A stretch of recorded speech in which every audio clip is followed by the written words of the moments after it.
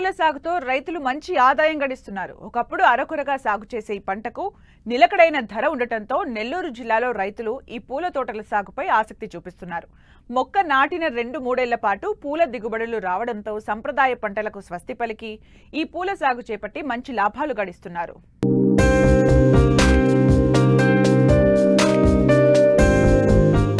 ఏ సీజన్లో అయినా పూలకు మంచి డిమాండ్ ఉంటుంది.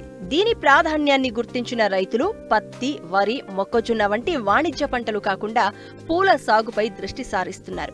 తక్కువ నీటిని ఉపయోగించి పంట సాగు చేస్తున్నారు. తక్కువ పెట్టుబడితో 2-3 ఏళ్ల పాటు దిగుబడి వచ్చే లిల్లీ పూల సాగును చేపట్టి మంచి లాభాలను ఆర్జిస్తున్నారు నెల్లూరు జిల్లా కలువాయికి చెందిన కొందరు రైతులు.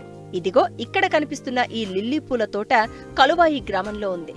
దీన్ని సాగు చేస్తున్న రైతు పేరు వెంకట్. గతంలో 1-2 ఎకరాల్లో సాగయ్యేది ఈ పంట. అధికంగా ఇక్కడ తమలపాకు పంటను సాగు చేసే రైతులు చీడపీడలతో పాటు మార్కెట్లో సరైన మద్దతు ధర రాకపోవడంతో లిల్లీ పూల సాగుకు మొగ్గు చూపుతున్నారు. మార్కెట్లో కూడా మంచి ధర వస్తూ ఉండడంతో కలువాయి మండలంలో 70-80 ఎకరాల్లో లిల్లీ పూల తోటలు సాగవుతున్నాయి. పొలాల దుక్కులు, రసాయన మందులు, పూల కోత ఇలా దిగుబడి వచ్చేంత వరకు ఎకరాకు లిల్లీ సాగుకు ₹1,00,000 వరకు పెట్టుబడి అవుతుంది. పూల మొక్కలు నాటినప్పటి నుంచి 4 నెలలకు దిగుబడి ప్రారంభమవుతుంది. పొలంలో ఒకసారి నాటినట్లయితే 2 ఏళ్ల పాటు దిగుబడి వస్తుంది. అయితే సరైన యాజమాన్య పద్ధతులు పాటించినట్లయితే 3 ఏళ్ల వరకు పూల దిగుబడి వస్తుంది. కోత మంచి అదును మీద ఉన్నప్పుడు ప్రతి 2 రోజులకొకసారి పూలు కోయాల్సి ఉంటుంది. మందులు, కూలీల ఖర్చులు తక్కువగా ఉండడంతో లిల్లీ సాగుపై శ్రద్ధ చూపుతున్నారు రైతులు. మిగతా పూలతో పోల్చితే లిల్లీ పూలకు మార్కెట్లో మంచి డిమాండ్ ఉండడంతో లాభాలను ఆర్జిస్తున్నారు.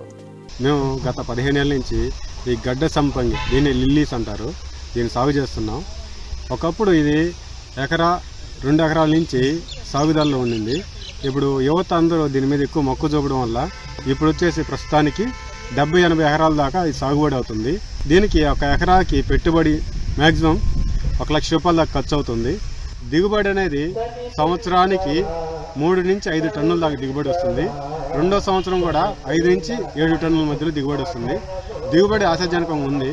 ఇంతకుముందు మార్కెట్ రేట్ కూడా బాగుండేది. ప్రస్తుతం అయితే మార్కెట్ కూడా కొంచెం డల్గా ఉంది. ఇది ఒకసారి విత్తుకున్నాక మ్యాక్సిమం 2 ఇయర్స్ నుంచి పంట బాగుంటే 3వ సంవత్సరం కూడా దిగుబడి బాగానే వస్తుంది. ఇది లాభదాయకమే, కానీ ఖర్చులు ఎక్కువ కాబట్టి ఇప్పుడు దీన్ని సాగుదల చేయించడానికి కూడా పెద్ద ఎవరు ముందుకు రావడం లేదు. కారణం ఏంటంటే ఇప్పుడు వచ్చేసి ఎక్కువ పెట్టుబడులు ఎక్కువైనాయి. అలాగనే ఈ ట్రాన్స్పోర్టేషన్ ఇక్కడి నుంచి మార్కెట్కి పంపించాలంటే ట్రాన్స్పోర్టేషన్ కూడా ఎక్కువ పెట్టుబడులు అయినాయి. నెలకి వచ్చేసి 2,200 నుంచి 2,600 దాకా పడుతుంది ఈ ట్రాన్స్పోర్టేషన్. ఇదొకటి, ప్లస్ కూలీల ఖర్చులు పెరగడం, ప్లస్ పురుగు మందులు రేట్లు పెరగడం, ఈ ఎరువుల రేట్లు పెరగడం, వీటి వల్ల 8 ఆసక్తి తగ్గింది ఇప్పుడు ప్రెజెంట్. ఇంతకుముందు ప్రభుత్వం వారు 1 హెక్టార్కి 48,000 సబ్సిడీ ఇచ్చేవాళ్ళు. ఇప్పుడు ఏంటంటే ఆ సబ్సిడీని కూడా తగ్గించేసి ఎకరాకు వచ్చేసి 6,000, 4,000 చిల్లర ఇస్తున్నారు. ఈ సబ్సిడీ తగ్గడం కూడా ఒక రైతుకు కూడా భారం అయిపోయింది. ఇవి ఎక్కువగా వ్యాధులు అంటే ఎండు తెగులు వస్తుంది. ప్లస్ ఇంకొకటి మెయిన్ వేరుకుళ్ళు, దుంప తెగులు వస్తున్నాయి. వీటికి దుంప కుళ్ళు, వేరు తెగులు పోవాలంటే ట్రైకోడర్మా విరిడి ప్రతి 4 నెలలకు ఒక్కసారి పిచికారి చేయాలి. అది పిచికారి చేసినప్పుడు ఎటువంటి పురుగు మందులు కూడా ఒక 10-15 రోజులు యూజ్ చేయకూడదు.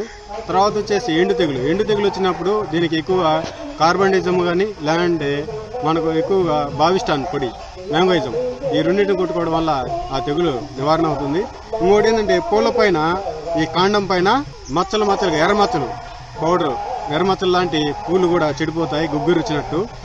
వీటి నివారణకి ఫార్ములా 4 కానీ, కార్బండిజం కానీ, లేదంటే నెటివో, బేర్ కంపెనీ నెటివో స్ప్రే చేసుకోవడం వల్ల ఆ తెగులు అనేది నివారణ తొందరగా క్యూర్ అయ్యి బాగా దిగుబడి కూడా బాగా వస్తుంది. ఇది సీజన్ అనేది 2 విధాలుగా వేసుకోవచ్చు. ఎక్కువగా జూన్, జూలై, ఆగస్ట్ నెలలో మెయిన్గా విత్తుకుంటారు.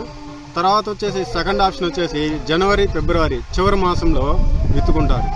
ఎక్కువగా దిగుబడి వచ్చేదంటే జూన్, జూలైలో నాటుకుంటే ఎక్కువ దిగుబడి వస్తుంది. ఏంటంటే చల్లగా ఉంటుంది క్లైమేట్, వాతావరణం కూడా. ఈ దుంపని మనం రైల్వే కోడూరు నుంచి లేదంటే చిట్వేడ్ నుంచి తెచ్చుకునే వాళ్ళం. అప్పుడు ఇవి మాకు ఎక్కువ ఖరీదు పడేవి. వాటిని ఇప్పుడే ఇక్కడి నుంచే మేము ఎవరికన్నా కావాలంటే రైతులకి మా పొలం నుంచి ఇక్కడి నుంచే మేము విత్తనాన్ని తక్కువ రేటుకే అందజేస్తున్నాం. ఈ పూలు ఎక్కువ అలంకరణకి, పూలమాలలకి, వాటికి పూజా మందిరాలు ఎక్కువగా ఉండడానికి ఉపయోగిస్తారు. ఇవి ఎక్కువగా సుగంధ పరిమళాలను వెదజల్లుతాయి. ఈ పూల ద్వారా సంపంగి నూనె అనేటువంటి డ్రీమ్ సీడమ్ అంటే మన యొక్క మురగబెట్టి తీస్తారు తేల్. దాన్ని ఎక్కువ ఖరీదు కూడా, దీని నుంచి వచ్చినటువంటి ఆయిల్ అంటే ఆ యొక్క తైలము చాలా ఎక్కువ రేటు కూడా పలుకుతుంది. ఒక 100 కిలోలకి ఒక 120 ml 130 ml మాత్రమే ఈ తేలు వస్తుంది. అందుకే ఇది చాలా ఖరీదైనది.